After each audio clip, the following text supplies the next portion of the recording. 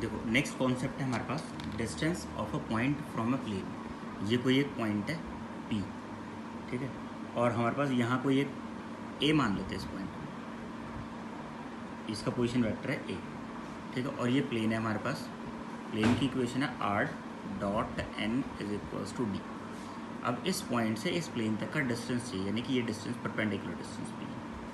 अगर हम इसे वेक्टर फॉर्म में ही रखें तो इसका फॉर्मूला होता है P is equals to modulus of, इस R की जगह A रख दो, A डॉट n, इसे इधर ले आओ, minus D upon modulus of n।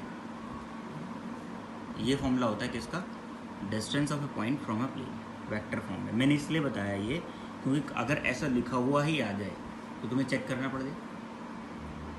Direct फॉर्मूले बेस्ड क्वेश्चन मिल जाते हैं, या फिर ऐसे हो जाए, ये वेक्टर फॉर्म है।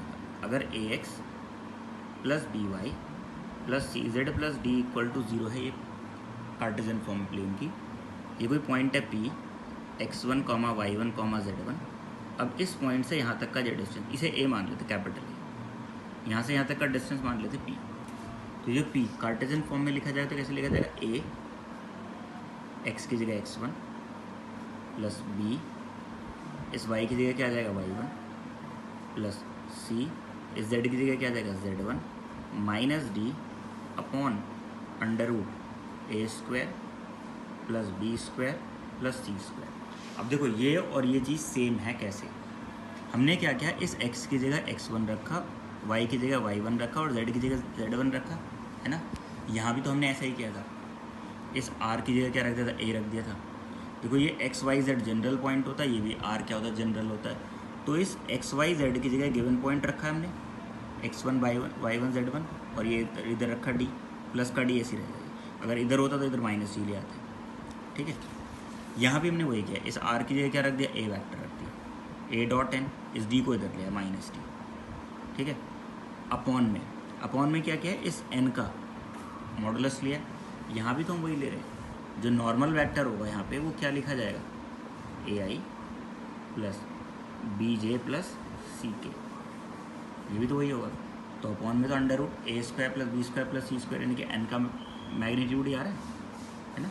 तो ये दोनों चीज़ें सेम है। ऐसा भी पूछा जा सकता है कि distance of a point from a plane, एक ऑप्शन ये दे दिया, एक ऑप्शन ये दे दिया, और उससे कहा गया only one is correct, first one is correct, only second is correct, both are correct, ठीक है, एंड नन ऑफ दीज। अब मान लो तुमने ये पढ़ रखा और वो नहीं पढ़ रखा, तो तुम तो सेकंड वन इज करेक्ट कर दो, जबकि दोनों ही करेक्ट है। अगर नहीं भी पढ़ रखा है तुम एक याद रखो, लेकिन ये पता देख लोगे तो लिंक कैसे हो रहा है ये। अगर ये याद रहेगा कि लिंक कैसे हो रहा है तो आराम से ठीक हो जाएगा। बहुत सिंपल कॉन्सेप्ट है। इसमें ऐसा भी हो सकता है कि तुमसे पॉइंट, किसी एक पॉइंट से डिस्टेंस निकालने के लिए कह दिया जाए। मान लो एक प्लेन दे रखा 2x plus 3y plus 5z minus 4 is equal to 0, ये प्लेन की इक्वेशन है। और कोई पॉइंट दे दिया 1 0 1, कहा गया इस पॉइंट से इस प्लेन तक का डिस्टेंस निकाल दो। वेरी सिंपल, 2x की जगह रख दो 1 प्लस 3, y की जगह 0 5, z की जगह 1 माइनस 4 अपॉन अंडर रूट में क्या आएगा? 2 का स्क्वायर, 3 का स्क्वायर और इस 5 का स्क्वायर 25। तो ये मॉडुलस वैल्यू क्या आ जाएगी? डिस्टेंस आ जाएगा किससे? इस पॉइंट से इस प्लेन का।